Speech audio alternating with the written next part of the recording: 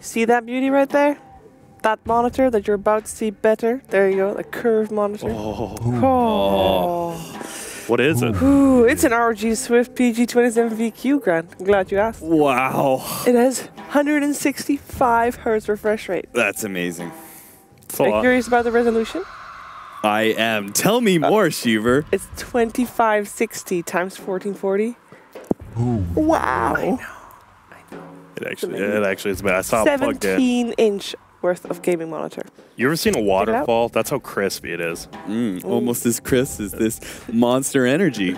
Almost. Welcome back. ROG DreamLeague Season 8. And we just witnessed our first game of our second series. EG taking the game over DC. And even though on paper we shouldn't be surprised, I think the way the game went, it was a little interesting. Oh yeah, definitely. I mean, obviously, me being the only person who picked EG to win that, it makes a lot of sense. I mean, I actually thought DC outdrafted him, but go on. I said 17-inch. It was 27-inch. 17 is really tiny. Yeah, that's terrible. It was 27-inch gaming monitor. My bad. Sorry, continue on. Matters. Yeah, but yeah, I don't know. The tiny pick seemed weird, but I mean, we've obviously seen Cole running it, and now you see this even without an IO. You just give him like a Bloodlust or any sort of buff, and that hero just destroys towers. He owns in the laning phase now. He can farm up and actually harass. I don't know. I doubt we'll see it banned, but definitely could see it picked again. I could see it kind of 3-4 banned. You mean 4 or 5 now? You are correct. Once again, Grant, 4-5. 4-5. But that's the thing is, like, what I really liked about what EG did in that game is that they played super fast. Yeah. And it's really hard with the teamfight composition of DC to be able to deal with that kind of pressure time after time after time. But one good thing that they did have going for them was the Naga Siren, right? Yeah, I know you're smiling about my thing. I'm putting it in my ear. Hold on. We have a drum roll. There you go. You were holding it the whole time.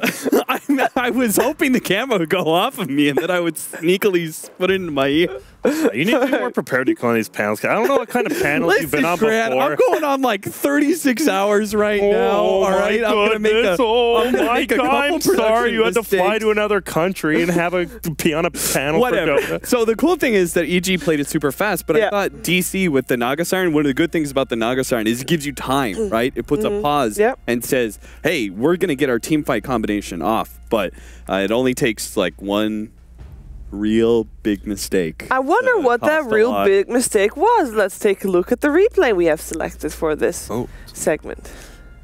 As a former EG member, yes, Grant. All right, here's our Keezy. Wait up, here's... Oh, no! And that's where the game's lost ended. No, but actually, I mean, that really is what it's about. And then Arteezy just picks up a tree and watch. Once the moon, I think he just... I love Mason too, but and I love where he hides up here. He gets ulted by Skywrath and runs out of it in like 0.5 seconds here too. Arteezy just had perfect timings this whole time. Right there, look at out, and then Mason gets stuck. That was actually, he could have died there still, and the fact he didn't was just game changing. Yep. And then he manages to come back in for the double stun. And then look at Mason tries to get away. I think they end up chasing him down, and oh no, he runs back in and gets tossed. But that's the sort of thing, right? Is that this like, you can only set yourself up for that kind of success if you're EG, if you play that fast. Yeah. Right? If you play that aggressively into the enemy, so that if they do make that mistake, you capitalize on and pretty much win the game instantly. If you're not playing like that, you're going to have those opportunities where you miss, but you're not punished. And so that's what I would say is that EG did very well in that game. Yeah. And what started that game, man? That giant 5v5 fight. Sumail got a double kill. So even though, remember they were talking about, and they were right, Sumail was 2-2 versus like 10-2 CS, but he had first blood and a double kill. Like, he was down a lot of CS the first 3 ways. Who cares? He had like 500 gold from kills, which is, that's your full bottle, almost boots, like after a few CS. How big of an impact is that? Was an engagement like that? Because it was 3-3 a minute one. Honestly, it's just huge for Sumail because it's your middle hero and he got 2 kills plus the first blood. Like everyone else, maybe you get a kill here or there, but it doesn't really mean that much besides for him. So, I mean, that definitely helped him out in the laning phase. And yeah, every time the cooldown, I mean, they kept losing one person, like Puck kept dying to Chrono, but then they just take Roche, right? Like it was they had 4 people and they would just go take Roche because what are they going to do against you without Chrono? I don't know. The low cooldowns versus high cooldowns is always a thing in Dota. You think it's just? You think we're gonna keep on? Because I've seen the trend that we're trying to go greedier and we're trying to go a little bit more late game and such. Yeah. See you, Grant. See ya. I'm still here at heart. So do you think that we're gonna keep the more aggressive, low cooldown, fight kind of meta? I think I think so, especially with like Furions and stuff being picked. Yeah. I think you kind of have to. I don't think you can do long versus short unless you're all in. What do we got? We got a Winter Wyvern and a Puck ban. Okay. Puck ban? Dang. I think that's going to be staple versus EG for forever, pretty much. And EG ban away the Mirana is what I would say is the... Mirana, and they ban out Undying. Why would they ban out Undying? Oh, Undying's super strong right now. But why wasn't he banned out in the previous game? He was completely ignored. You know, it's just a different lineup. I don't know. You're feeling something. Maybe you don't have a hero that you think counters the Undying really well. Maybe because you don't have like the opportunity to get Puck as a strong initiator and teamfight starter, that means you no longer have that opportunity to disable Undying and let him set up for a team fight. So maybe that makes him more of a threat. Especially now that dual lanes are big. Undying's like the king of dual lanes. Yeah, for sure. It's crazy. Like the Undyings don't get farm anymore. I mean, you used to have the King RD kind of Undyings that, they actually can't fight like him. Nowadays, you win 15 minutes and you've done your job. You're like a crappier ogre, honestly. That's how I feel. Yeah, and then you later on, you just run in and throw down a tombstone, die, and there's another tombstone. Heal the first tombstone. That's literally it. Night Stalker. Evil geniuses. Are all matches between the teams we have in this bracket, are they all grudge matches? I mean, NA just feels like it honestly, because in Europe's huge, right?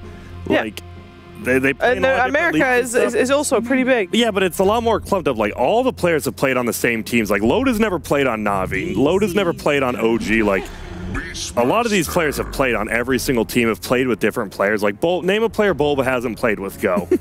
The player base is so much smaller. Yeah, that's the biggest thing. So it just feels like it's more grudge heavy in NA because of that, and because a lot of these players have played. Like you see a lot more new blood in Europe. In NA, it's like Peter Swindle. I mean, they've played since Han, Fear Demon, Dota 1.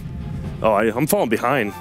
Don't distract me like that, Cat. I'm sorry. Beastmaster got through the first ban. Enchantress. Evil geniuses. Where do you toss in that? I don't know. I'll toss it in the jungle here for now until we can look at it.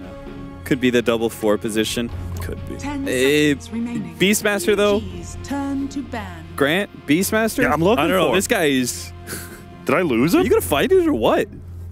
I might just. How can you lose Beastmaster? Nah, I got him. It's the second letter of the alphabet. Oh. So it's interesting too because they first picked Night Stalker over Beastmaster. I think that's.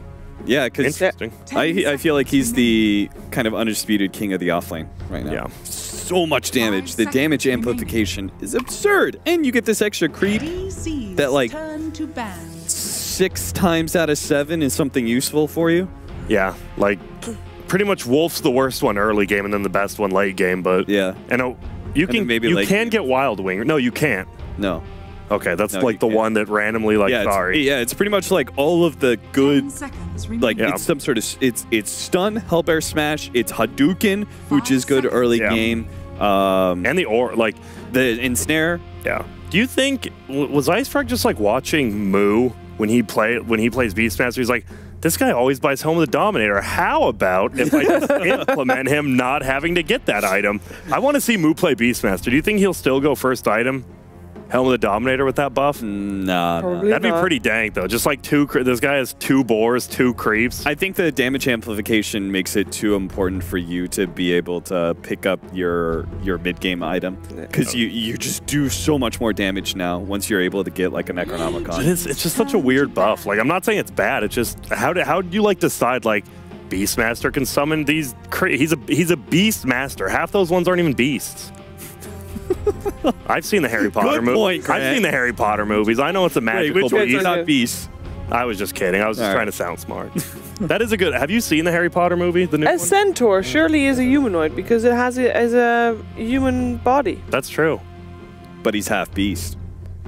As well, true. Yeah, but it's all about the brain. Seconds remaining. Is it? Or is it all about the brawn? Anyway. 5 seconds remaining. Anyway, we have a Queen of Pain, Timbersaw banned, as well as Ursa and Viper. Are those bans, can they mean something about the picks that are about to come? Who banned the Ursa, sorry? Well, Ursa and Viper were banned out by EG. Enchantress doesn't like Ursa. Especially. True. And that makes me think maybe it's more of a core Enchantress. Enchantress doesn't like Viper either. I think it opens up the possibility. And I mean, Universe, right? I think Universe was one of the first people besides Ike's Mike to do it, so yeah. You've got two of the originators in this game. And I would say Sumail doesn't like Viper.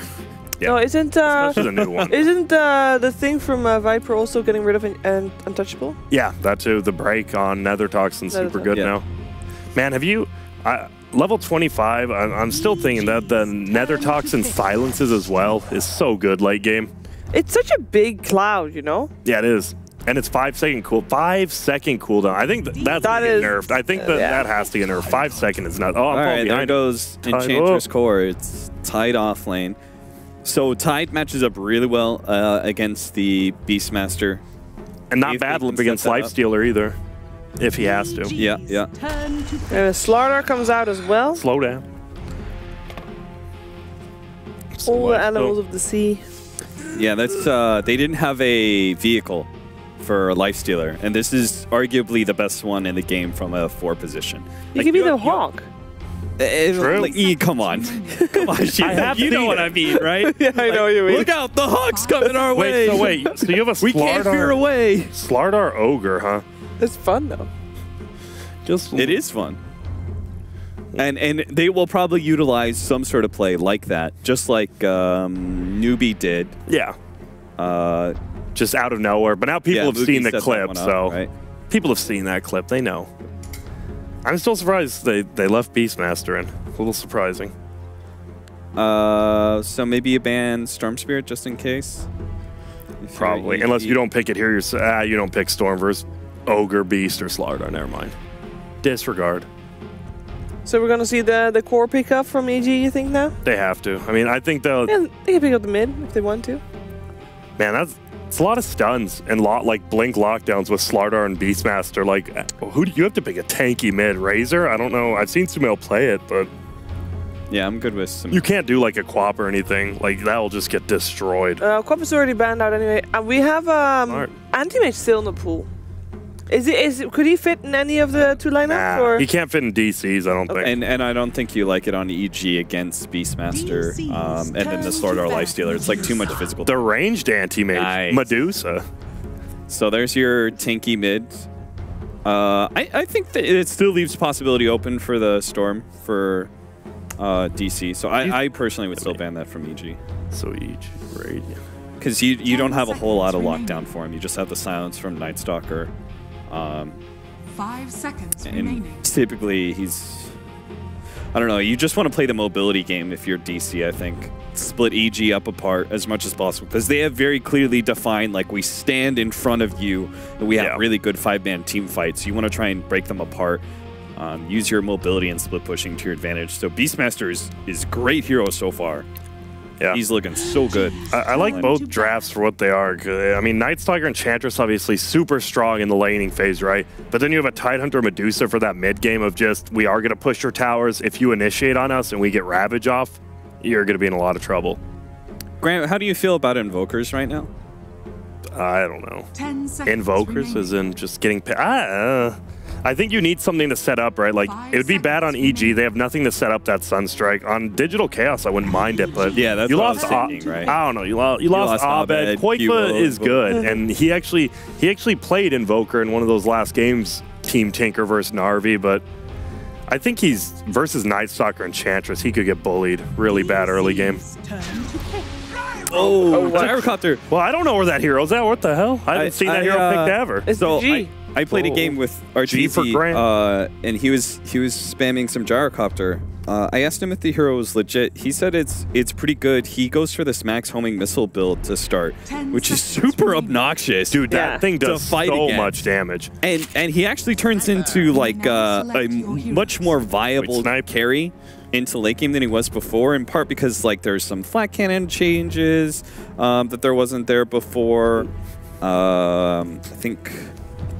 What else is there? I don't know. Yeah, I'm not sure what else is there from the talent. Sniper versus Medusa, though. Sniper likes that matchup a lot. Yeah, there's not a whole lot of gap closers on EG. They don't have a... I mean, I think DC won the draft again. But man, Gyro, I love the rocket. That rocket. I remember I used to play support Gyro. Used to get played. Loda played it a few times too, and that thing can do some damage. And if you stand and fight, so you don't take max damage, that Enchantress with creeps is just gonna pound you. Yeah. So I'm obviously going with EG because, I mean, they showed they're a better team. I mean, did they not show they were a better team in game 1? Oh, yeah, 100%. Sure. Okay. I'm just not sure if I'm going to... I'm ham-boning. I mean, again, I think DC have the better draft. Okay. Well, I mean, you've been wrong more than you've been right today, so That's whatever. Fine with me. I'll go with DC again. Yeah, I go for EG. I mean, they let me DC let me down previous game, so I jumped ship. That's how I roll. But let's find out what's gonna happen. It's time for game 2 with ODPixel and Lumi. Yeah, indeed. Here we go. Game 2, EG versus DC. Let's see what we've got waiting for us. The question is, can they bring themselves back from a bit of what you imagine to be quite a mentally crushing defeat game 1 with the very fast and furious end to it after a few whiff plays. But the slate has been cleaned, we're starting from scratch, and we're coming in with a very different approach from both sides. Some again, interesting jostling, and we're seeing huge variation in heroes. Yeah, I feel like the Beastmaster, I mean, I think personally that's MSS's best hero. Yeah. So no surprise that DC selected first. What I'm more surprised about is that EG has picked the Medusa into that. And Necrobook is such a common pickup on MSS Beastmaster that I feel like it's already a counter. But we'll see if indeed he will go into the Necrobook. The other pick I'm somewhat questioning is the Sniper.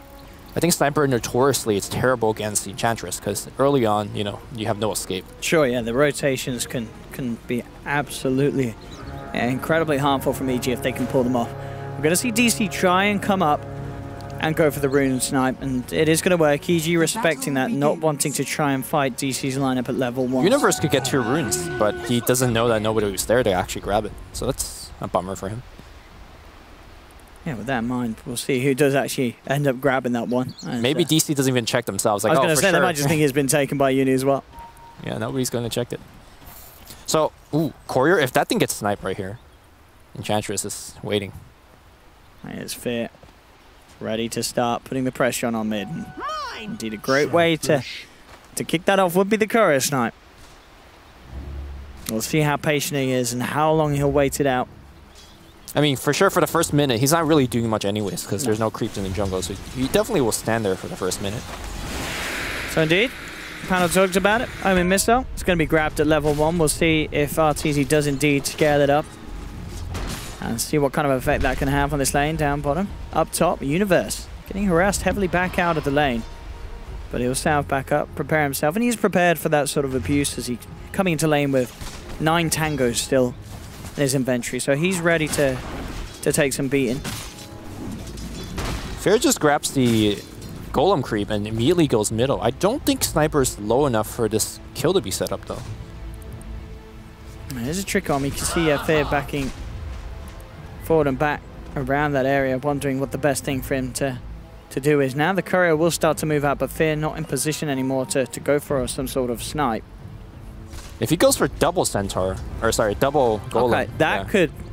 Well, maybe if they don't get botched up that hill. I think Quakefor as well, putting a fair bit of harassment onto Samael as he forces the lane back out. CS-wise, 6 for 1, 6 for 3, very even at the moment. Definitely some sort of gank like this needed for EG to tip this mid lane 1v1 in their advantage. Here we go. Yeah, he's going to see if he's got the chance to do so now. First stun, second stun comes through. He's looking for the Mud Golems to go down so he can get that second chance for the extra bits of burst, but already TP reactions come in. 2 more stuns. It will get them through. I mean, it's a lot of damage, but not quite enough to kill off Quakefor. Quakefor will survive. And in fact, Fear could be in a bit of trouble. Demon's going to get the slow off. The ignite. Bulba not going to look to commit with the crush. Doesn't feel confident diving any further towards Fear as he's aware that EG very well could look to come in with a TP reaction. In fact, supports come for a look. They leave again, and that is going to leave this mid lane another chance for potentially Fear to have another go once those rock tosses come off cooldown. It looks like he's not going to have the opportunity as Quakefor will be able to finish off the creeps with the shrapnel. And they get a decent bit of farm. A few nukes still get thrown out. And Koifa brought down to less than half health, and he is out of regen now in this sniper. The way I'm looking at this game is that I feel like the DC support's going to have a tough time finding a good lane to gank. Sumail's mid lane might be it. Boba swings around. Do they have more shrapnel charges? Yes, they do. Demon coming in as well, and that should be a kill. Indeed, the mana shield. It's going to buy some time for Sumail, but it isn't enough to be able to turn things around. Koifa gets low. TP's now come through for EG, but it's a little too late to get Koifa. They may get Demon on the sidelines as he's rooted up, and they will at least find some sort of a trade, but overall, Koifa being allowed to get in nice and deep, bring down Sumail, and get back to safety means that DC are going to be very happy with that exchange. Looking at the farm all over the map, as we can see at the moment, Mason does have the lead, 21 for free.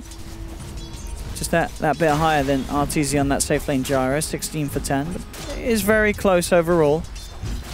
Universe getting a bit out of this lane in terms of farm, and the same to be said for MSS on his Beastmaster. No one getting left behind. I'm surprised that Universe isn't getting more out of this lane, given the fact that both Slaughter and Ogre Magi has been off the lane for such a long time. Look at this, Quake's got a haste ring. He's ready for the run and gun, looking towards Crypt. Fear is going to be there. And in fact, Koifa's got to be careful. He's popping the shrapnel, but RTZ turning up with a missile inbound. Koifa and the boys will get the kill, but there's a missile going the way of Koifa, and he will die. Now it turns course towards MSS. MSS and Demon trying to chase down RTZ. They've got the Fire Blast, and they may have managed to set up for the Koifa kill, but RTZ, he's going to pay with his life as MSS picks up a double. You said the hero was one of his best, Lumi, and he's off to a cracking start. Yeah, the fact that Gyrocopter also didn't skill Rocket Barrage, I know that he's going for this new max homing missile build. Yeah. I mean, given the fact that he was next to 2 melee hero, I don't think it would have given them a kill anyways, but might have actually scared a couple of heroes back. Boba's going to swing around, but the Centaur has a stomp. Yeah, there's a few heroes surrounding this boy. Boba will get the crush off onto 2. Fear is relatively low. Fire Blast and MSS, he's in with the right clicks. Is it enough to outdo the heals, though? They're trying to chase. He does indeed get the slow out from the boar. He's going to run Fear down. He should have this slowly, but no, he doesn't want to dive anymore because Crit and RTZ are there. And MSS, in fact, he may have just dove a little too far. The stun won't catch him. Crit actually not going to have mana again for a second slow. The rocket. Is it going to be enough damage? It's a level 2 rocket. I don't think it is. MSS should be fine. Yeah, he's already regenning up. Crit's trying to dive, but he hasn't got mana for another spell, so MSS will survive. EG unable to get that kill that they're trying to chase for in response to DC playing very aggressive on this bottom lane.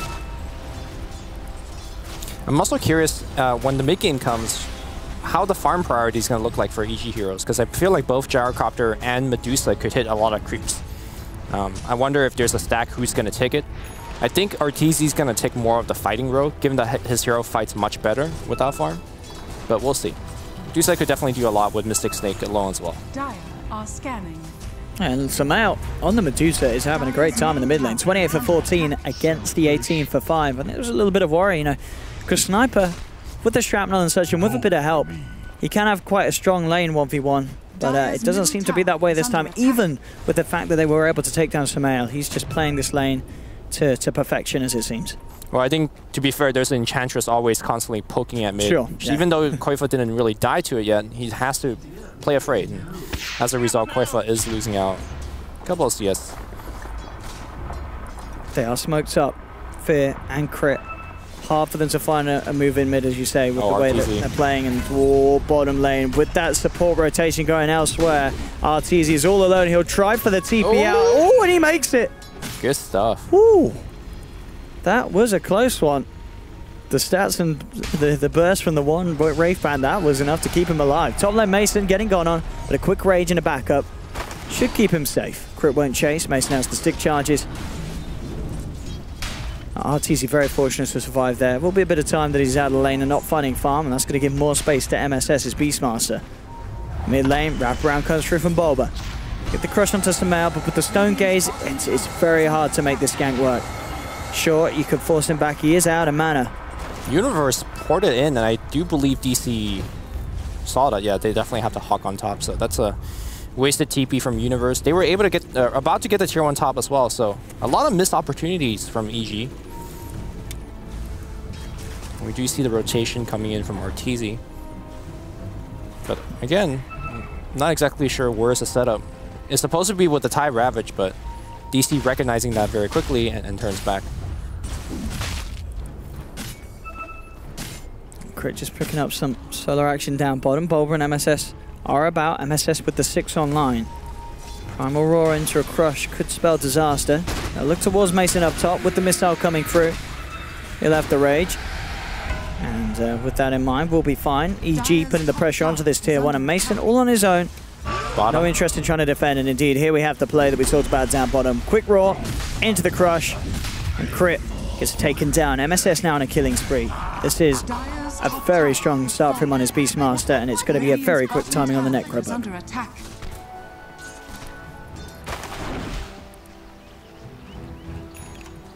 EG is going to roll down the tier 1 top. Enchantress still keeping that enemy siege unit, could refresh it, the cooldown by keep casting enchant on it. So stay with her for a while. I think the problem is for EG is very similar to Game 2 DC's draft, where they're really relying on a long cooldown. I feel like they have to do everything through the Ravage. That's pretty much all their initiation and lockdown. So. Oh, 3 TPs being signaled there by EG. They'll cancel a couple of them. They are still going to try and make for the play though. Arteezy moving in onto Koifu with the cooldown. Homing missile inbound. He'll chase down this sniper. The homing missile connecting, and Arteezy's right clicks along with Uni. They'll take down Koifu. They get the kill. Ravage doesn't need to be expended. EG group up around the mid lane. They're taking the tier 1 top. They'll look to try and take tier 1 in the mid lane as well. Mason is there. He's got to be careful. Actually popping the rage to tank that missile. He's inside the creep. They know which one. He'll take it over, try and run it out. But EG, they're just going to chase it down. And Mason, he doesn't have rage anymore. He's gone.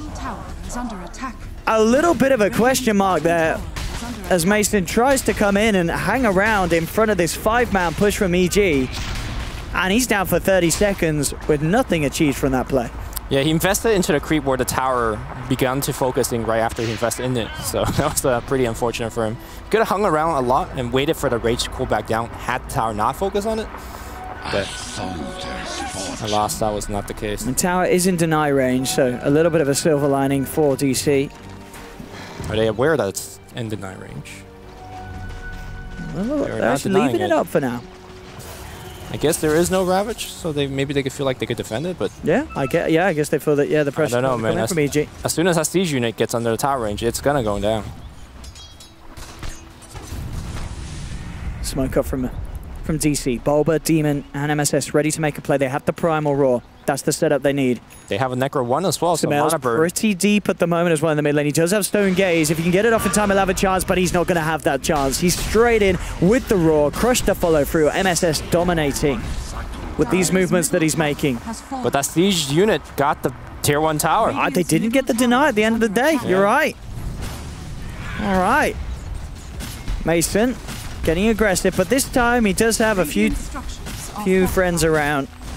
They're putting the pressure on the mid lane. TC should find the tier 1 in response for losing their own. As with Sumail down, EG unlikely to try and tackle a full team fight. MSS getting a lot of money in that bank. It's going to be a blisteringly quick level 3 Necro. He's top of the net worth on this Beastmaster. Yeah, Beastmaster as a hero could farm very quickly, especially now that they changed the way that his Call of the Wild work. He could jungle pretty efficiently as well. And it does help that he's getting a ton of kills and tower kills. And as you said, the speed of this Necro is going to cause issues for Sumail in the fight. Yeah. Having that level 3 Necro army, I mean, no fun for Sumail. That's the direct counter, but let's not forget the fact that it could also deward and give him a lot of HP and all that jazz. So there's a lot of good stuff here for rushing it. And EG onto the tier 2 top, Arteezy and Sumail showing themselves. They do have more behind them. Dire's structures are fortified. Mason continuing to just find the farming needs in the mid lane. He's still farming a treat on the lifestealer on par with Arteezy. Has the phase armlet completed this stage. We'll see which direction he wants to take the build next.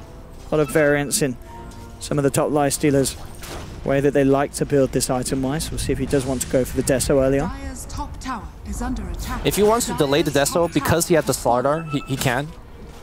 There might be better item choices. But Deso is definitely one of the premier item choices. It's just always good. So Won't be surprised if you just go for it. Yeah, we sometimes, I mean, we saw Ace the other day for Secret actually go for the phase armlet, and then he goes back for the Midas if he feels like he needs to play the farm game. But DC, definitely the way they're playing, they don't want to let this go late. And understandable, with a Gyro, Medusa, dual core, that can be pretty nasty. Not to say that they don't have late game potential themselves. With a sniper, high ground defense is always going to be beautiful. But Quake for a little further behind the other cores. It is very close. You look at sort of the top 6 on the net worth, and from bottom to top, there's only 800 gold between them all. And the Sumail's picked up the Mask and Manus. That is going to step up the speed he can farm on Medusa. A DC taking objectives. They take the tier 2 down bottom with little to no response from EG at all. EG still very, very picky about which fights they take, not just running at any sort of opportunity to jump on at DC. They're happy to farm. Well, I think it's more like that's the only thing they can do. I feel like that's... I mean, look at RTZ as well as Sumail's item. They've just gone for the first farming item. Yeah. Whereas I think DC is more than ready to start taking tier 2s and the fights to EG. Unfortunately, EG doesn't really have any counterplay. I mean, they pick 2 heroes that needs farm, so just kind of have to weather the storm, and hopefully they could defend some of their more key towers, prevent the Roshan from happening. That's definitely, I think, DC's next move. Oh, mid lane, that tower. So the courier has to be careful. Crit was close by, couldn't quite close the gap on it. And that will be the Mask Man out. He's going to look for it on the way back, though. And it's on cooldown. All right. Still not there for 30 seconds, so Crit gets an easy courier snipe on the way back. At least Quakefoot did manage to get his Mask of Madness out beforehand. EG returning the pressure at this bottom lane. They swoop the lane background. They'll claim a tier 1 tower. More money for RTZ. He will be going for the very standard phase Mask of Madness into the SMY for Gyro. To be fair, it doesn't take too much more for EG to be a unstoppable 5-man. Demon looks like he's going to get caught here. Yep, straight in, and RTZ being fully efficient. Turns on the flat cannon, continues to pound into the tower, and with the side shots takes down Jimmy. They put the stone gaze as Sumail gets gone upon. DC back themselves to out of the cooldown range. EG may have to reconsider how they want to approach this tier 2 push, as already, RTZ and Universe backing away. But the stone gaze gone, no reason to hang around, and Sumail got very, very low there, as you can see, only just getting himself out. Yeah, that was with the Arcane as well as the mech usage from Universe to give him a bunch more life. But as I was saying, I think EG's core just needs maybe one more item to make them super tanky. I don't think you could kill them through the mech and Ravage of Universe, and they could easily turn the fight around. Once the mech Ravage comes out, Stone Gaze, Call Down, all of these abilities will make it very difficult for DC to win the fight. So I think the time is now for DC. They got the Blink Dagger on Slardar. A kill will ensure either a tower or Roshan, so there's a lot left to be gained here by DC.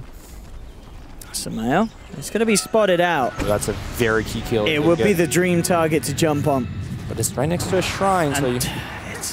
It's put the Mask of Madness, but they're being careful. They know that there's going to be backup from EG around, and with that in mind, DC, they won't take the bait. They'll back away. They don't want to risk any sort of plays like that.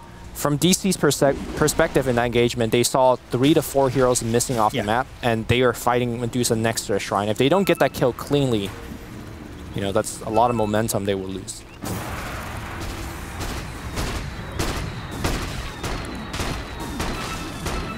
Back to hitting the creeps for RTZ and Sumail. Universe, halfway to Blink Dagger. On top of the mech, and that's going to be a very nice response to this Slardar Lifestealer combo that's going to look to get in on the front lines with the Infest Bomb. And Mason's still yet to indicate what he wants to pick up next. He's starting to rack up the gold.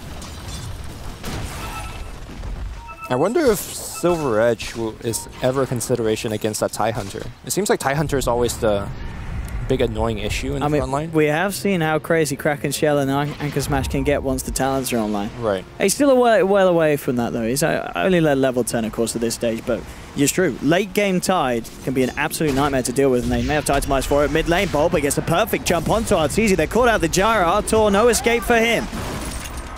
Great play, great catch from Bulba on the Slardar. And off the back of that kill, they're looking into Roshan. And with the Corrosive Haze, with the Lifestealer and the Beastmaster army, they should be able to take this one pretty quickly and without any sort of contest from Evil Genius. Yep. I mean, even though they could just walk in and take that Ravage, there's really lacking follow-up without that call down. Koifa's going to take that Aegis. And Demon's still holding on, or sorry, Mason holding on to 2.8. Looks like it is going to be the Desolator.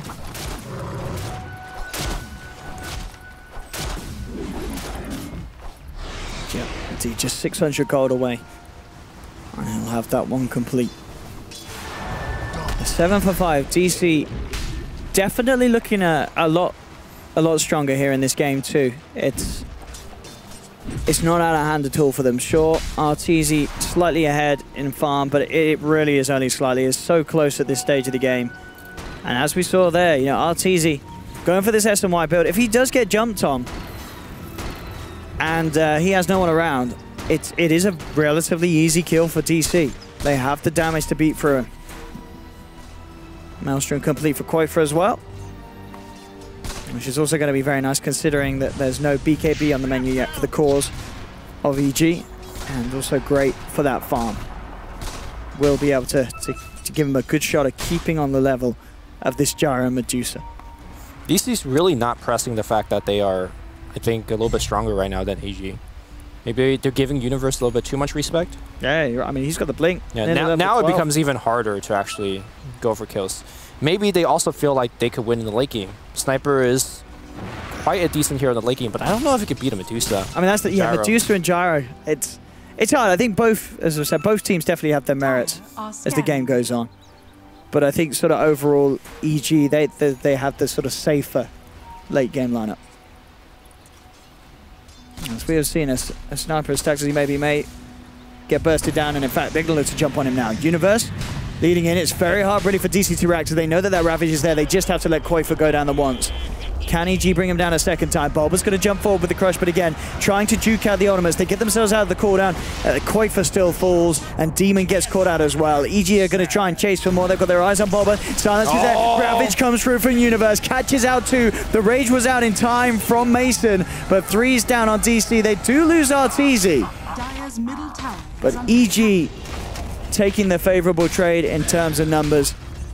And we saw it there as well. The threat of Universe's Ravage is so hard for DC to fight around. They just had to back away from Koifa. They knew that they couldn't re-engage and try and do anything to save their Sniper because that Ravage was there ready and waiting for them. But here's the thing, they could have just backed away from Koifa, right? But sure, they could have totally backed away. Half back, half not, and they lost 2 more kills as a result. Crit will complete this TP. I mean, to be fair for DC, you see a core with Aegis, you don't kind of just abandon him. A lot of times you can just have your core respawn and take a fight, but unfortunately that was a Sniper that didn't have Hurricane Pike or Force Staff, so even when he was respawned, he kind of just died again. And they did get Arteezy for the mix, too. I think Arteezy might have killed himself onto the Necro Book. I'm not positive. He did get bursted down pretty quick, I wouldn't be surprised. Yeah, if I mean, obviously with the flat cannon and such, very hard to stop. All right, so this is DC's time. I mentioned that once Ravage down, you gotta punish them for it. Absolutely, and with Bulba's move, they may just get the catch that they're looking for. They're going to head up to the high ground. EG with some of the key cores in the mid lane. Universe and Samel. Universe pretty beefy. I mean, is he really the target once gone? Sure, you know there's no Ravage, but he still has the mech and the Anchor Smash. And yeah, DC, they know he's there, but they don't want to jump on him. They want to find someone else other than the Tide. They want an easier pick. They'll find Crypt. That will be an easier one. It is a deep one as they do have to move past the tier 2s, but still no reaction from EG, so they get away with it. Not necessarily the biggest of kills, but just the fact that it's 1 member down means that they can come in with this push, and they know that EG, they're not going to respond to a tier 2 going down. 30 seconds, no Ravage still, and DC, they're looking to pressure the high ground. Call down's going to get used right now. Does a pretty good job of clearing the wave along with a flat cannon. Necrobooks goes down as well. They do get the homing missile onto Mason, but he will be fine. I mean, this is the thing as well. Sure, they can sort of throw this army down a lane, DC, but as long as you've got the Gyro or the Medusa out, they've got very good wave clear, even at this stage of the game early on. High ground pushes for DC are going to be hard. They're also going to be quite hard for Evil Geniuses having to worry about the Sniper, but at this stage of the game, it's definitely EG who have the superior high ground defense with Assuming all their heroes are alive, which I think DC's game plan is, look, we got Hawks everywhere, we got a Blink Slardar. Yeah, we get the pick off, we make the play. Yeah, we're going to just basically pin the creep waves in. And yeah, Dusa and Sniper will have farm, but I think DC as a team overall will get more farm when they do get that map control. There's a full Greaves on Universe. He is looking pretty massive. Not quite as massive as MSS, who is still leading the way. But the potency of the Ravage and the Greaves will have a massive impact in these team fights. And MSS, of course, having a massive impact in a different way, as you say. More focus on getting those solo pickoffs, being able to push the waves quickly with the Axes and the Necro army, and take objectives. EG grouped up as a unit. We'll see if they can move and make a play mid. They're sort of baiting him with Universe on the front lines as Universe just charges down the lane, clearing out the creep wave. And EG to do a quick sweep, see if they spot out any of DC. But DC themselves, they're more so over the side of EG's map. Bulba with Mason deep inside him, trying to find the crush combo. But he's got to respond to this one, because EG, they are on the verge of starting to move up to the high ground into the base of DC if they wish. It looks like they are cautious about it. They push the wave in. They know that DC's out somewhere on the map, and they don't want to be caught out by them. They also need to recognize that now MSS with this Blink Dagger, he has a ton of solo kill potential.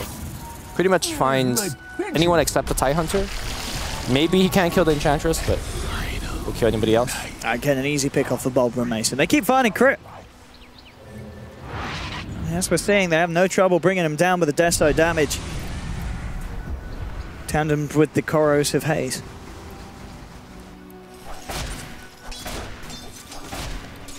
It is a very, very slow game, which on paper favors EG, but like we mentioned, we're not too sure whether that's indeed the case with the Sniper. Yeah, because Mason and Quake, they are still farming an absolute treat. They are going to have those items. They are going to have that formidable Sniper high ground defense. So what they go for next. 2.2k is sitting on Quafer. Also, Mason was holding on to a lot of money as it was. As almost certainly trying to see the itemization of EG before he commits for his next item, just in case there's any specific pickup he has to have in mind. Oh, this farm fest has got me all hot and bothered. I can't take off my jacket.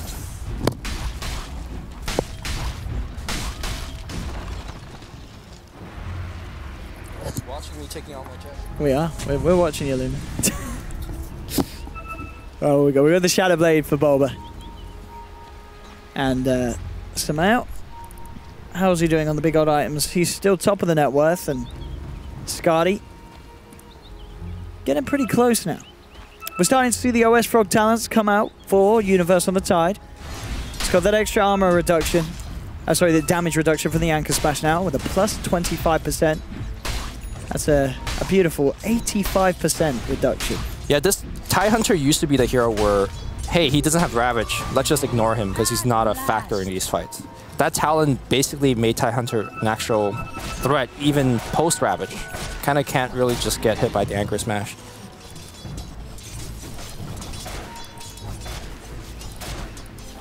And Mason, he's still yet to spend his money. 3,700 gold. And there we go. Okay, so he's queuing up the AC. So nothing too surprising. Does stick with the standard. I'm just not sure how much, like, his itemization, whether that matters too much, because I feel like both of EG's cores kite him so well. Hurricane Pike up on Sumail, he's got the Stone Gaze. I don't know, this seems like a rough game to be Lifestealer, but to be fair, he does have Boba as well as MSS to bring him directly into the fight. But of course, at the same time, every time they make this move with Bulba, it's farm time that's sort of come to a pause for Mason. EG wants to actually fight. They're done farming. They got the 1 to 2 core items since we kind of last checked on them. And now? Hurricane Pike and SNY. A lot of stats for this Gyro. And it is at the point when Roshan's up. EG themselves will head towards the pit. Do they want to try and take it themselves? They are. They're going to go for it. All right, they got the Medallion of Courage. They will take it down very quickly. And with Sumail sitting at the back of that Roshan pit, if they come in, they have Ravage and Stone Gaze. They're going to just give up an Aegis. Well, DC has been playing a rather slow game, and from an outside perspective, I felt like they've given EG too much respect. I think I said that twice now. I felt like the timing of DC could have been better. I mean, they're desperately trying to make these plays, but as we've seen, they've only been catching crit, and they've not been getting out anything else off the back of it. Sumail's caught away from his team, and I think they might have got a glimpse of him. Can they actually... They'll find someone else. They get fear, but again, it's fear or crit each and every time. They want something bigger. Open wounds will hold back Universe. Look at the damage from Sumail. Easy kill onto Bol, but Arteezy is also going to be able to find the pick off onto Demon. That rocket's flying in. It is. Rage will be back up just in time, so Mason should be fine with this retreat. But it is looking dodgy for DC. They're coming in with these smoke plays. They're now losing the trades, losing heroes in return for just finding a support. Yeah, also they have Aegis and Cheese now. Can you kill Arteezy and Sumail twice? I don't think so. I think this could just be the game, unless something drastic here happens. Yeah, I mean, that's pretty drastic. I mean, how do they stop this push? I mean, it's real talk. Ravage still available. Oh, and look what they've got it. They've only got themselves Quaker. Okay. Mason's going to try and come in. Sumail is doing a lot of damage. Mason, can he bring down this Medusa? He's bringing him down low. There'll be a buyback from Quaker.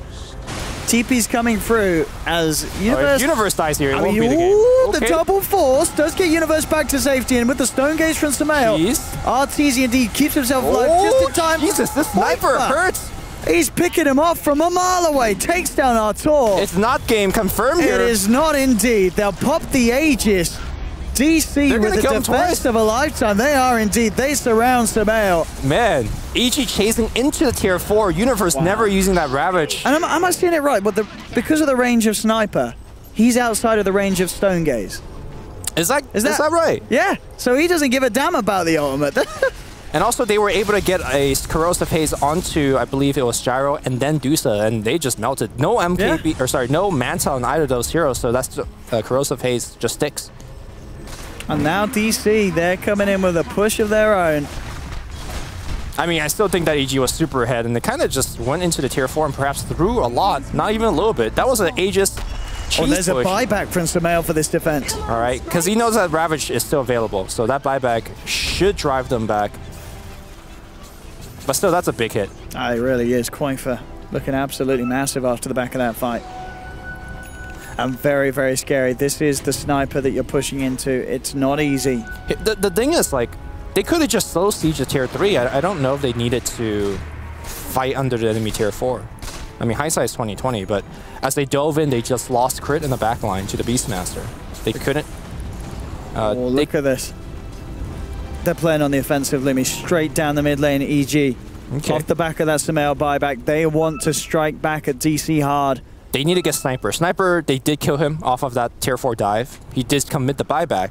I mean, if they kill Sniper, that could be game over. But you can certainly expect DC to just play super safe with Quaker right at the back, and understandably so. There's no need to have Quaker in a position of danger with the range that he has.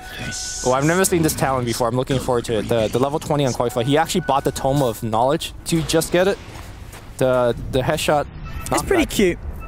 Is it? I mean, it's not that much of a distance, but... I mean, he's got a ton of attack speed, so maybe... It's annoying. I mean, you just mentioned that the Stone Gaze distance, right? It actually matters, so... True, yeah. Even more distance now that you could create. It's going to be, with that in mind, very hard for Sumail to ever sort of make sure that the Stone Gaze affects the sniper. So Quaker is consistently going to be able to get away with, as we've seen, pretty much murder in these team fights. Also hard for Universe to sort of get on top of this sniper. As long as DC can play it, play it right with the sniper's positioning. This game is very hard for Evil Geniuses. I feel like it's very hard for both teams. Both teams are so good. I mean, this game is definitely very, very close no matter what. It could absolutely swing either way. Especially with both mids still having their buybacks on cooldown after that last sequence of events, as I believe. Indeed, still 5 minutes 45 on Sumail. And 4 minutes and a half for Sniper.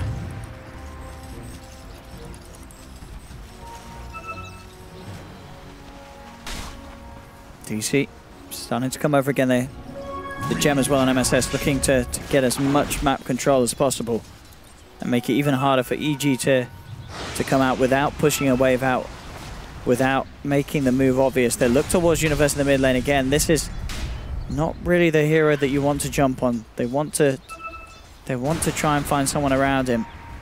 RTC will show, but still with Universe's positioning, it's very hard for DC to make an aggressive play with the threat of the Ravage. They may still try and do so, but it could end up backfiring. Ooh. We're going to see them attempt for it. Boba going forward with the Shadow Blade. Oh, he jumps past it. He gets two of them, but the quick four splits there. RTZ backs up, but MSS is there with a roar, with the Necrami as well. They take down RTZ. Universe pops the Ravage. Sumail's in with the damage. They're focusing this Lifestealer, and they will get Mason. Right. RTZ for Mason. 1-for-1 trade, they did get the Ravage usage, but I'm not sure how much that actually matters, because the next move DC makes, they have to make it with the Lifestealer. Yeah, they do need Mason to be on the front with that Death OAC to have any chance of pushing objectives. Sure, they've got the sniper, he's doing a lot, but they have to be so careful about using the sniper offensively. And as you can see, Koifer is just staying on his half of the map, not coming anywhere near the lineup of Evil Genius. He knows that as long as he can continue to farm, get 6 slotted, this game is going to be, as we're saying, very hard for Evil Geniuses to bring to an end. It's all about keeping that sniper safe. So I've been watching Sniper just hit creeps and stuff. Yeah. That 35 knockback is like nothing. It's not a lot. It's not a lot. I guess his other level 20 talent is pretty bad. I mean, what's the what is it? This like 1.5 second. I mean, that's better cooldown on assassinate. They're both pretty awful. I mean, that one is very awful. I feel. I don't think we'll ever see anyone take that talent. Maybe do the Ags build. Yeah, if you have maybe do the Ags build. I don't think I've ever seen. I don't think I've ever seen a pro do an Ags build in a competitive game. Yeah, maybe. Who knows? But maybe when the one day Alchemist gives you a free Ags, then we're talking. Maybe late game when you stack 5 Divine Rapiers and an Aghanims. Then that's when you get the Assassinate cooldown. But other than that, as long as you're sane, you won't be getting the minus 1.5 cooldown. Would it surprise you if I told you that? Wait, hold that thought. Fight is. Things could get scary. Bulba jumps in his Universe. Oh, Universe quickly forces back. Again, such a hard target to jump in. Alright, they'll just back it up. Yeah, DC will hold back. It's very hard. How long to the Ravage is what? 20 seconds, yeah, so it's nearly coming back off cooldown. And EG, they've been looking to strike back at DC. It's going to be spotted by this ward. DC know that EG are coming in with the chase. And with that in mind, we'll just make a straight beeline back for the base. Butterfly complete on Sumail, so still sitting at the top of the net worth. How's our sniper doing? Is he going towards the MKB Koifer? I think he has to. He hasn't really begun working on it just yet, because Gyrocopter is also working towards... Has he got anything on the courier sniper? Let's check right now. Nope. No? Okay. Nothing. Yeah, Gyro's working towards his butterfly, Sumail's finish his super butterfly, and then of course Fear's got a Solar Crest. There's a ton of evasion that they need to deal with. And sure, MKB now, it doesn't give you that 100% true strike, but it definitely makes a difference. It's a lot better than not having MKB, I can tell you Absolutely. And you don't really have anyone on DC that would build. I mean, maybe Mason could build a Bloodthorn. In fact, what is Mason building? What's he going for after the... Ooh, hold that, as they are going to find Crit, forced to the sidelines. Crit falling over the Greaves. He's going to keep Crit alive. Crush from Bulba, catches 4. They do kill Crit, but Mason's in trouble. The Skadi slow, everything being beat down upon this Lifestealer means that Mason's out for the count. And again, a lot of hate going the way of Crit from DC. I mean, we are starting to see the issue of that Lifestealer, right? Yep. So many Force Staff is going to be able to kite him around. Yeah, Force Staff, the Skadi from Sumail. Solo Crest. It's a hard game to play the Lifestealer. It really is, and that's what we're talking about. There's a lot of strength for the Sniper as this goes on. Yep. But for EG, there's a lot of strength for the Medusa and the Gyrocopter. And now they're into the pit. They're looking for Roshan without Mason. But right now, they're going to try to force them back. I was going to say, DC, they can't find the pit. This is the best strat that they can go for. Yeah, hit the building. Yeah. MSS is ready to push. Bulba actually around the pit. God, if he just steals that, they have no detection. No way. Bulba just make the play. Bulba? Oh no! He doesn't do it. It's too late. Did he take anything? The cheese, the refresher shard. He didn't take anything. He got nothing. Bulba Priest. Oh, It could have been beautiful. I mean, I think taking the refresher shard might have been a huge play too, because now they have refresher shard in universe. Oh, was that the refresher shard? That was the third one, right? Or am I missing something? Yeah, the second one was the cheese push that EG failed. Who's got the refresher shard right now? Gyro's got it. Gyro's got it, and they've just picked off Jimmy. Outside of it all, could have been beautiful if Bobble did it. Yeah, they passed it over to the side. So that double Ravage is going to be there for the next fight. Yeah, this push is going to be terrifying. Again, they do need to get Koikva. They somehow need to catch the sniper off this push. But at the same time, if they could kill everyone else other than the sniper, as powerful as a sniper is on the high ground defense, good luck trying to do it against 5 heroes on your own. I mean, we saw Sniper doing a ton of the damage in that last defense, but I don't think he will do nearly as much simply due to the evasion. Yeah, the butterfly also gives them the 2 butterfly. This is such a power peak for EG. Yeah, they can close the game up if they find this fight. All right, RTC's not even carrying that cheese. Warping to TP, I think they want to make sure they get all the waves pushed out. They still have a lot of time in that Aegis. No need to rush up to the high ground. RTZ going for the Satanic next. And yeah, MSS certainly being a nuisance for EG. Constantly putting the pressure on those side lanes. Man, once that Dusa hits 25 and he takes the attack modifier talent on his split shots. Oh, that is... I mean, you're... nasty. You're splitting Scotty slow, crits. Oh. Yeah, he is going for the Daedalus. You're right. Scotty and Daedalus for all. A lot of damage going to be coming out from Sumail. Bulba's on the hunt. He's got Mason inside. Does he want crit? I don't think he cares about crit. It's a little... I was going to say, the last few times they've had to go for him, but it's not really resulted in much. Spotted. It's good. Oh, Jimmy. Rooted up. He's going to try for the TP away, and in fact, it's going to be good enough. No cancel there in time. Only the homing missile coming through, but nothing instant. So Jimmy will escape. Homing missile, of course, going to continue its course. Whoa, that's scary. Jeez. That first-person view there, I felt like it was coming at me. We just need that Dota 2 3D. We do. We're that 3D glasses. It's coming really at you. Has VR gone too far? MSS is out. MSS is really single-handedly keeping the threat of split push. And EG, despite having the stronger heroes, having all of that Aegis cheese shards, and they can't really actually push. They've got the Aghanims on Night Stalker now as well, so these nighttime pushes.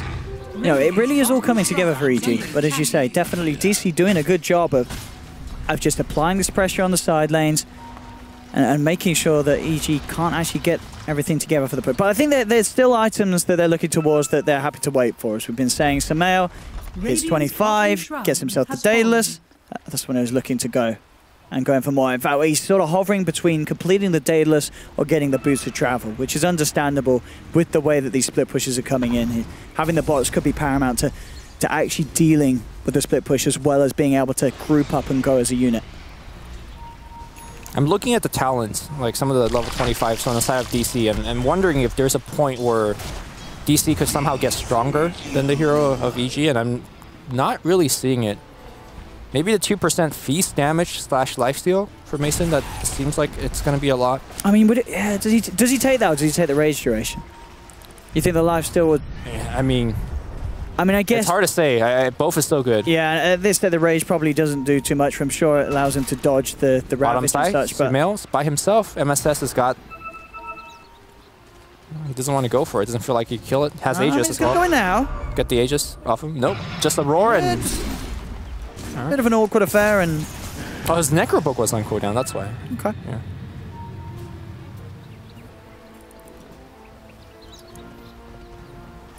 Bots and Chrysalis finish for Sumail. Did Sumail hit 25? He did. He must have done that. Yeah, yep. So it's 25 now. I've never seen somebody take the non-modifier. It's just like... It's so good. It really is. Daedalus and Skadi on all those shots.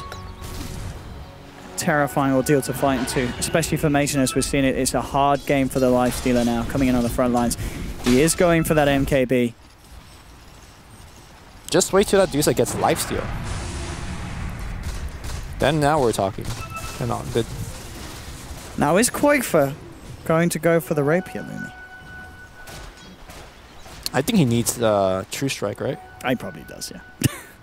Is this still called True Strike on MKB, or is it just like what do they call more it? accuracy? You're right. It's sort of a fake True Strike. They call it Pierce. They call it Pierce. Okay. Yeah. You're right. True Strike only on the Bloodthorn nowadays, and of course that random Ember Spirit talent. Oh, Illusion is gone. EG. They got Sumail up top. As we said, they still have the refresher shard on Uni. Yep. They do. He's ready to pop it.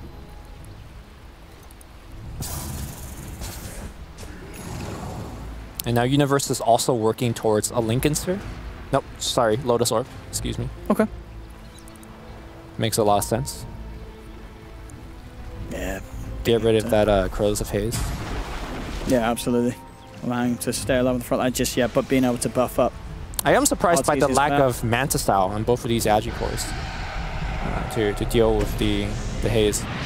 I mean, to be fair, I guess it's just not been an issue, as we've seen. They've just not been jumped on. DC's not actually been able to make those sort of plays with the Corrosive Haze to cause EG to be worried of it. They're closing in on MSS. They don't see him, but he's got his TP back up. He's doing a good job at keeping in the shadows, MSS. He will reveal himself, but a quick blink up and a TP out. He knows they're chasing him. He senses it, and he's out of there. But he's constantly putting this pressure on. MSS he definitely feels like he's the one that's keeping this game going and making sure that EG can't put it to an end at the moment. Right. With the way that he's actually getting out on the map and getting back to base. And look how much money this guy's got. He's in on 6,200 gold. The ultimate question is that does all of that split push actually, like, are they getting something though? Or is Sniper going to get stronger compared to EG scores? I don't think so. I mean, MSS has picked up a refresher. I'm ready for the big MSS plays. See if we can do something massive. All right. What did Koifa finish off anything with the Demon Edge? Koifa, nope. No, still sitting on 4,700 gold on top of that. I think maybe he's thinking about buyback, but the time is now.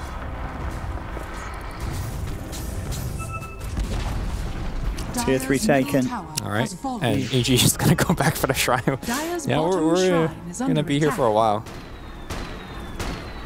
Slow but painful sieges each and every time from EG. Slowly breaking down the base of DC. Bottom shrine has fallen. And very close to what the 25 talent on Jara. Getting those, or the extra flak attacks.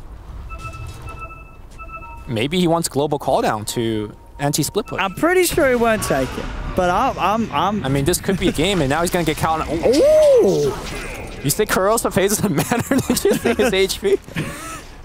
He's got Shrek. That was he just got destroyed. Ooh, this is actually big. Boba taking his level 20 talent, getting night vision. Yeah, I mean that gives him like a fighting chance during nighttime. I mean, he's still blinded as hell because his darkness. How's Sumail doing on the gold? He just so he just upgraded the bot, so I assume he's Wait, is darkness not like darkness doesn't count as night, right? It's just darkness. Hold that thought here. It's bottom line. No, it does count as night. Are you sure? So you're right. It does work. Yeah, it will work against EG that he gets. We were just watching on Boba's vision, and he barely saw in front of him. It doesn't work on night time. Yeah, that's. But it works for like the Lycan heal. But it doesn't. Maybe this is a. All right, the analysts are sort of. It doesn't work. It does work. Yeah. We just saw it. Boba wasn't seeing anything in front of him. Valve says that's working as intended, but we don't know. It's true, yeah. But surely darkness is nighttime, so you should have the increased vision. But I mean, since when does Dota 2 make logical sense? Who's gonna get the shard on the dire side? I'll give it to Mason for now. I mean, having double rage, it's understandable. You know, just being none of the heroes are really good with shards. I think double rage is, you know, just having that out. I mean, you could argue, give it to MSS and he has what, triple roar. Triple roar. Maybe give it to Boba and have two crush. He wouldn't have the mana actually for triple roar, unfortunately. Boba could two crush, right? Two crush. Boba could do double crush. It's like a mini ravage. It's not bad. Okay. Oh, we got a couple of DCs coming out of DC.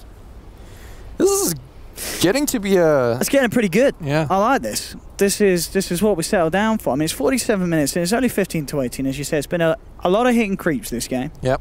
But they're less than 1K difference in terms of net worth. Very, very close. Again, I still can't really see how they win a 5-man team fight against EG though. EG's just stacked. Sure, but I mean, we saw just then how quickly RTZ melts. True. If they can get the pickoffs, sure, in a 5v5 situation, that is going to be a lot harder for DC to pull off. I think definitely, without a doubt, in a 5v5, EG, they win the team fight every time. But if they make a bit of a misstep and a misplay, it's going to be fight over. We're going to see the players come back in. We should be able to get the game back on and rolling. And we'll see if DC can do it. Can they bring this series to a game 3? EG, of course, up 1 game at the moment and battling to stop themselves from dropping down to the lower bracket DC and having to face Optic Gaming on that loser goes home match. Not a series that anyone wants to find themselves in for sure. RTZ gonna get jumped again.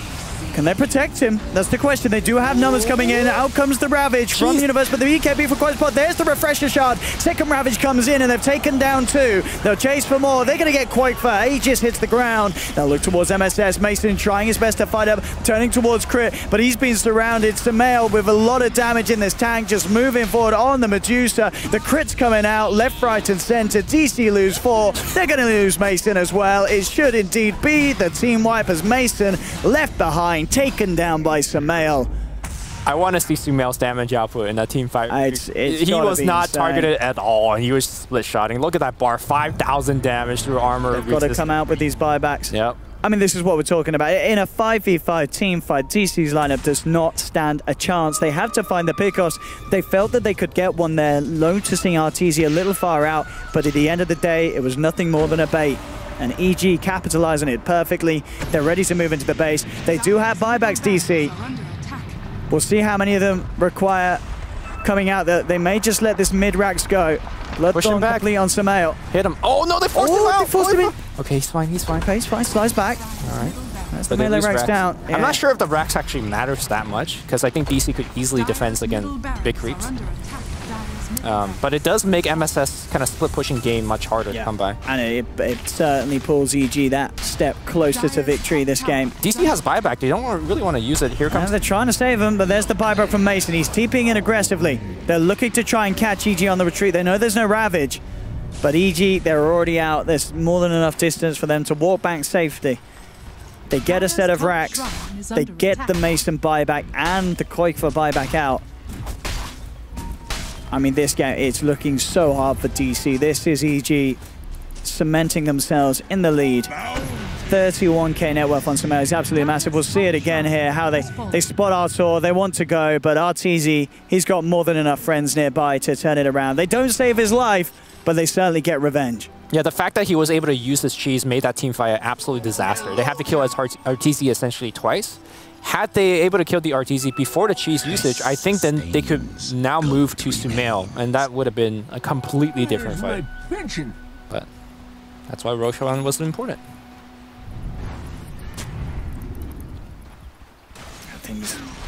By the way, he did get the global call down talent. I'm telling you. Did he? You need He actually did. Anti-split Oh, push. sorry. Okay, the other one was 3 homing missile charges. For some reason, I thought it was the flak cannon attack. All right, that explains more. I mean, homing missile is pretty memey. It's fun too, but global cooldown. I mean, it is good, especially. Yeah. Okay. I mean, they're both pretty good sort of meta. But I guess the global cooldown makes sense. What if Universe is just that little further away, makes that initiation with the Ravage, and it's a lot easier for you to. Well, it's very easy for you to find that cooldown if you're just behind chasing in, and you don't have to get in range before casting. It's a shame that he didn't take the cooldown reduction on the cooldown. It gets really silly. You have a cooldown every 20 seconds. Yeah, but the 50 movement speed is just... Yeah, 50 movement speed. I mean, does he need it? He's max already. I feel like he's close to max even without it. I mean, I guess as it goes on means you can swap someone else, have something in your slot rather than the bots. Because having Flutter and the movement speed, you're good to go for the fights. You can scale even further then. He's an Agi hero. He's got Agi talent, or Agi perks, I don't know. I mean, it's true. He could get away with it. All right, here comes Sumail. Let's see what they can do. Dire's structures are fortification forced out. EG moving in, taking the tier 3s. What can DC do to stop this? We'll see with those buybacks as well. I imagine Quakefer. No, Demons going in. Jimmy. And Bulba. Oh. Bulba. Oh, they're coming in from the backline. MSS. I mean, Bulba. Okay, he's got the cheat. I was going to say, How do you Bulba. fight into this? Bulba's going to get down. Rabbit's going to come out here. Corpus going to BKB it. They're going to be able to stun up Mason as well. He'll turn, but the Stone Gaze is out for Sumail. Mason has jumped inside the creep, but this is game over. DC are just crumbling. EG are far too far ahead at this stage. He'll go for the Roar on RTZ. Can MSS and Mason really turn this one around? MSS pops the refresher up, but he's not got enough mana for anything else. They're falling down. DC gets wiped. GG well played is called, and EG will indeed take the series 2-0. Definitely a bit of a closer game, this game too. But overall, as we said, having both this Sumail, Medusa, the RTZ Gyro up against the Lifestealer and Sniper, the scaling was always going to favor EG in the late game. Yeah, I think DC had about 25 minutes to get themselves a significant lead. They were able to even get close to a Rax. They even got a tier 3. But I think they couldn't fight into the Universe Tide. They gave them way too much time. No. Yeah, Uni had some great ravages. That fight on the top lane just before that final push was pretty game ending. Having the refresher shot as well on the Tide, we're seeing the power of that, that pickup. If Boba, when he snuck in and took Aegis Cheese refresher, there was a chance for a big Roshan play, but indeed it wasn't quite there for Boba. Didn't quite have the timing.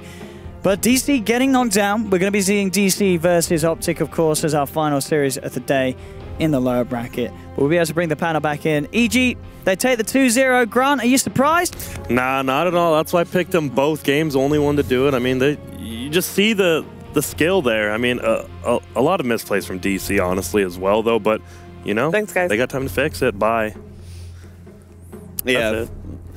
After our panel segment, at the end of the beginning of Game 2, I told Grant, if DC can't win this, they can't win anything against EG. Wow. That's pretty much it. I agree. I think we all agreed the draft looked better from DC, but EG, I mean, you can see them executing their game plan. Game 1 and 2, they just pushed. Like, at 5 minutes in, they're 4-manning towers, like Arteezy's with his team, while maybe, like, Universe is off somewhere else, and they're just getting a lot of team gold, which I really like. Yeah, they really made sure to take this step first, instead of, like, responding to the split pushing and going like, we can't handle it, let's go push. They actually took the tempo first and said, let's take this tower first. And then as a result, DC had to go and try and go for the split push, but they weren't able to get the same sort of tower trade-offs. Yeah, like in Beastmaster, we see why he's first pick. I mean, that hero did so much. Like, ganked as well as split push. He just feels so strong, but got beat. Yeah, he was the reason why they could hold on for as long as they did, I think, so. Forced them back. MSS is trying. He's trying. Tried so hard, man. He's like Atlas. Is the Mount Olympus guy who's like carrying the world above his head? Yeah, he's just got to carry him on his back. Yeah. Well, it was a semi-close game though. I mean, they were in that for a long time, and you know there were some clutch Roshan fights, and at some point, sure, if EG gets Roshan, they win the next fights after that, but. Yeah, that's what and Bulba, man, it's struggling. I don't know. Was he trying to stop TPs maybe? Because he was in there, like he could have. He definitely could have got one thing. I didn't know if he was. There were 3 things on the floor. You wait. I don't know. No, I think that was super confusing. I think he tried to grab the Aegis and then panicked when he didn't get it and didn't grab the cheese or. Makes sense. Is it? Everything. It's interesting. Is EG just playing like this super slow style? Like. Both their games are super low kills, and there's just not that much action, but I don't know if it's EG or DC. Feels like EG. I think it's a little bit of both, but I think it's more on EG. I mean, part of it is they picked Medusa for their Game 2. And a Tide. So, no one wants to fight into that ever. No one wants to fight into a Tide, But then you just let them farm, yes? Yes, we're going to take a look at the replay. Okay. Hype. So we can... unpause here. What? Unpause. Oh, this is yes. Oh, this is the fail to kill Gyro and he gets cheese. That's a gyrocopter. This is the fight with the Aegis, with the cheese. It's just you gotta kill him.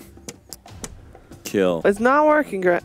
All right, it's not working, and then they just chase him down, and well, there's Aegis, and guess what? You have nothing to back him up. There's like 2 fights like this, right? That one middle by the tier 2 as well when they were trying to run. It just felt like the few fights there were just so much better executed by EG. And Lifestealer just looked like such a mediocre hero. Yeah. Throughout this whole entire game. No, the biggest thing was this game for me was when they did get EG got 5-man wiped with Koikfa vying back. Koikfa got, what, 3 or 4 of those kills, and it was buyback penalty. All right, go. I believe we are talking to Universe. Hello. Hello, can you hear me? Oh, yes, yeah, we can. Man Universe, all right. Congratulations on the 2-0. Thank you, thank you. So I actually have a question because I want to know more about Gyrocopter because we don't really see him all that often. What can you tell me about Gyrocopter in this patch? Yeah, I mean, it's just a really fast-paced hero. So you can do a lot on the map with it. He's not going to just farm. He's going to do a lot of stuff. So that's basically why we picked him. All right. Man, were you nervous? They picked a pretty fast-paced lineup, you know, Slardar, Naix, Beastmaster. Were you scared they were just going to run at you for 20 minutes and you were to lose? I wasn't really afraid of them running at us. I was kind of afraid of them ratting us because they have Beastmaster and Slaughter Lifestealer, so it's hard for us to show on lanes. Yeah. So it was just a rat. I wasn't afraid of losing in 20 minutes or anything like that. That's what I like to hear. All right, Universe, it's Cap. I follow you a lot for off lane, so I got to know if I'm going to be playing pubs, where's the off lane meta going? What are we going more carry style off laners? Are we picking up initiators? What's the deal? I think a lot of stuff can work this patch, honestly, but I've been like playing a lot more initiation, and I think it's going back to the style of like classic offlane. Like, you know, Arteezy, he's been complaining a lot about the offlane, so I feel like it's got nerfed a little bit this patch. Yeah. And it's back to where it used to be, you know. So it's a little bit more like that old suicide lane, right? Yeah, it's a lot like that now. Okay. So does that mean we're also going to see more tanky heroes like Tide, Centaur, Axe, you know? Oh yeah, for sure. Cool. No Darkseer? Why? What happened to Darkseer? He's Here's so Garbo. I mean, Darkseer got nerfed like 5 patches in a row, so I guess, yeah. R.I.P. So you're going up against Cole Universe now. They're looking pretty good, and I mean, your voice already sounds a little shaky. Are you nervous? Yeah, super nervous, man. Yeah. Nah, all right. We're just going to go into every match, you know, just take one match at a time. They've been playing well. I'm excited to play against my boys. Complexity. Right. Sounds good to me. Yeah. Can you give us some insight on the next match we are going to watch? We're going to watch Optic versus DC. What do you think is going to happen? Well, I think Optic has a bit of the upper hand because they beat them 3-0 in their last meeting. So they've got a bit of a psychological advantage there. But I don't know. You never know. All right. We never know. Thank you so much for taking the time to talk to us, Universe. We'll see you tomorrow for your Winners Bracket Finals against Complexity, and wish you a great Saturday. Yeah, what an honor. All right, thank you. Thank you. That was Universe from Evil Geniuses, and with EG making it to the upper bracket, we can take a look at the bracket. What? I said he never really does stuff like that. He does not. Him, yeah. He does not. It's nice. We can take a look at the brackets. There we go. EG versus Complexity will happen tomorrow, just like anything else apart from Optic versus DC, because that is the match that we are going into very, very soon. It will be our last series of the evening, and one of those two teams will get eliminated. That's crazy. One day, one elimination. You just that's all. I always talk about. It takes one good day to qualify for an event, and this one takes one bad day, and you're out. Yep, you're out the door, my friend.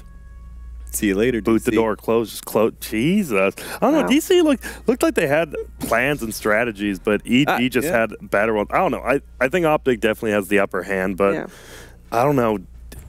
You know when you're like winning, it feels good to keep playing. As a loser, like DC just lost. Optic had time to regroup. I wonder like which one likes that more, you know? Would you rather have time to recoup, or do you just, we've been playing, we're losing, let's just keep going? On the other side... I think you want time to recoup. Yeah, I don't know. But Optic played 3 matches, DC played 2 matches.